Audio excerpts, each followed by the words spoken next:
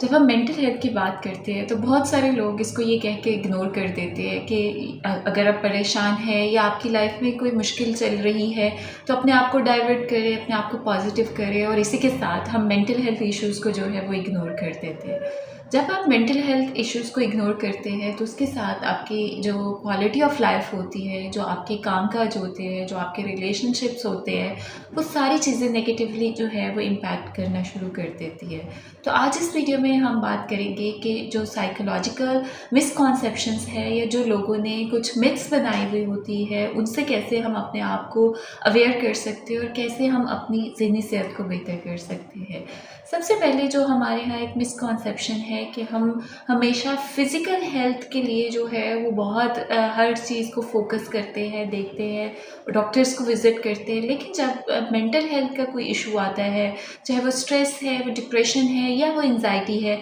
तो अक्सर लोग डॉक्टर्स के पास या कंसल्टेंट्स के पास जाते हुए हिचकिचाते हैं। उनको यही कहा जाता है कि थोड़ा सा वक्त दो,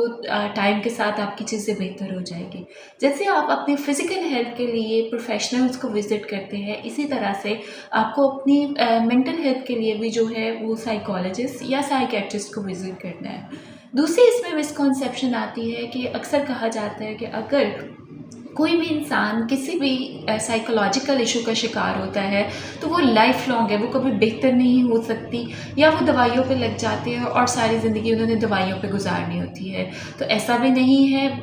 बहुत सारे ऐसे मेंटल हेल्थ इश्यूज़ हैं जो कि थेरेपी के साथ ठीक होते हैं और उसमें मेडिकेशन की ज़रूरत नहीं होती। और अगर आप मेडिकेशन की तरफ जाते हैं तो मेडिकेशन एक केमिकल ट्रीटमेंट होता है जिसके साथ आपने थेरेपी लेनी होती है ताकि आप अपने बिहेवियर, आप अपने सोचने के अंदाज जो है उसके ऊपर काम कर सके और उसको इम्प्रूव करके नॉर्मल लाइफ की तरफ आ सके। तीसरा और सबसे जो इम्पॉर्टेंट हमारे यहाँ साइकोलॉजिकल जो मिथ्स है या मिसअंडरस्टैंडिंग्स है, उसमें आता है कि अगर कोई इंसान किसी भी किस्म के साइकोलॉजिकल इश्यूज़ में चला जाता है तो हम उनको डिस्क्रिमिनेट करना शुरू कर देते हैं। आप उनसे अपॉर्चुनिटीज़ जो है वो छीनना शुरू कर देते हैं। घर के कामों में, फ़ैसले लेने में, जॉब, ऑफिसेज़ वगैरह में ऐसे लोगों को डिस्करेज किया जाता है जिसकी वजह से उनकी जो मेंटल हेल्थ इश्यूज़ होते हैं वो मल्टीप्लाई होना शुरू हो जाते हैं, वो बढ़ना शुरू हो जाते हैं, उनका कॉन्फिडेंस ख़त्म होना शुरू हो जाता है। तो अगर कोई मेंटल हेल्थ इशू का शिकार है तो उसकी एबिलिटीज़ पे आप डाउट ना करें, बल्कि उसको इनकरेज करें